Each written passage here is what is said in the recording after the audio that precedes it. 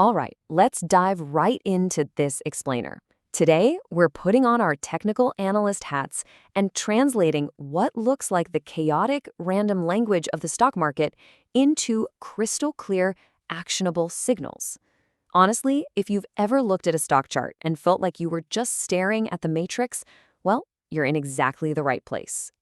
Look, if you're out there just guessing your entries without truly understanding the charts, you're basically just handing your money over to the smart traders. It happens all the time, right? Retailers jump in purely on emotion, while the institutional players are quietly reading the subtle footprints left behind in the data. So we're going to learn how to track those footprints today.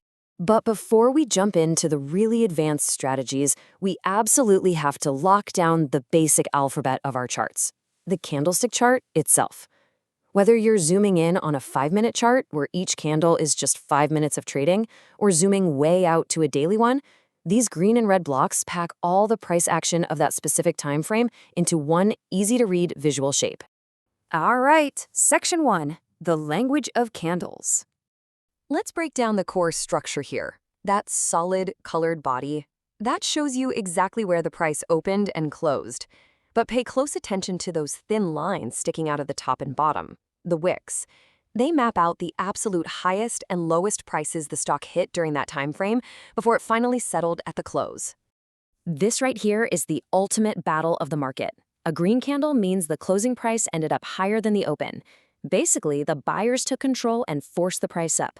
A red candle? That means the closing price was lower than the open, meaning sellers absolutely dominated and dragged the price down. And hey, never, ever ignore the candle wick. Sure, the body tells you where the price opened and closed, but these thin upper and lower shadows reveal the extreme ranges. They pinpoint the exact moments where intense buying or selling pressure was ultimately rejected by the other side. It's literally the market saying, yeah, we tried to go there, but we just couldn't hold it. Moving right along to Section 2, spotting the market trend. A clear uptrend is marked by higher highs and higher lows. This bull trend is screaming at us that buyers are steadily overpowering sellers. Every single time the market takes a little dip, buyers eagerly step in at a higher price than they did the last time, keeping that upward momentum rolling right along a predictable trend line. Now, flip that around and look at a downtrend. When a breakdown happens and the market sinks into lower lows, a lot of retail traders might aggressively jump in, just expecting it to drop infinitely further. But a smart analyst knows a trap could be looming. See, sellers often need to unload their positions, and when all those retailers rush in to sell, the smart money might just be getting ready to trigger a massive reversal. Which brings us perfectly to Section 3, bullish reversal signals. Enter the bullish engulfing pattern. Notice how that massive green candle completely swallows the body of the previous red one, from top to bottom. This represents a huge psychological shift right at the absolute bottom of a downtrend. It's a powerful reversal signal telling us that buyers have aggressively taken the wheel. Then we have a quieter but equally vital signal, the bullish harami. You start with a big red candle, but immediately after, a tiny green candle pops up. The selling momentum suddenly just shrinks, with the green body being maybe a quarter of the size of that preceding red one. It's a subtle hint that the bearish trend has finally stalled out and a bullish shift is right around the corner. Let's look at the flip side in Section 4, bearish reversal signals. When you compare these two side by side, the psychological shift is just undeniable. Just like a green candle swallowing a red one signals a buying frenzy, a bearish engulfing pattern features a massive red candle entirely swallowing the preceding green one. It is the ultimate confirmation that the bulls are totally exhausted and the bears have officially taken over. The shooting star pattern really builds on that idea of exhaustion. Usually found at the very top of an uptrend, this inverted hammer is a glaring warning sign. Notice how that long upper wick proves buyers tried desperately to push the price higher, but the sellers violently seized control, rejected those highs, and slammed the close all the way back down. And if you ever spot the dark cloud cover formation, you need to pay very close attention. This happens when a red candle forms after 3 or more consecutive green candles right at the peak of an uptrend. Think of it like a heavy, bearish blanket being thrown over the market, warning you that all that upward momentum has completely run out of steam. All right, bringing it all together in Section 5, the smart trader's strategy.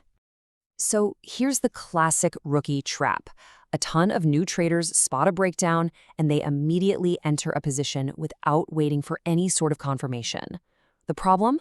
Well, as soon as they enter, the market violently reverses, leaving their stop loss incredibly vulnerable to a sudden spike. They jump the gun, and the smart money just happily cashes in on their impatience. There's a quote directly from our source material that is arguably the most important lesson of this entire explainer. Remember, just remembering pattern names doesn't make anyone a trader. Let that sink in. A pattern is literally just a shape on a screen until you apply a rigorous, disciplined strategy around it. So, how do we actually avoid that rookie trap? Simple. The smart money always waits for a retest.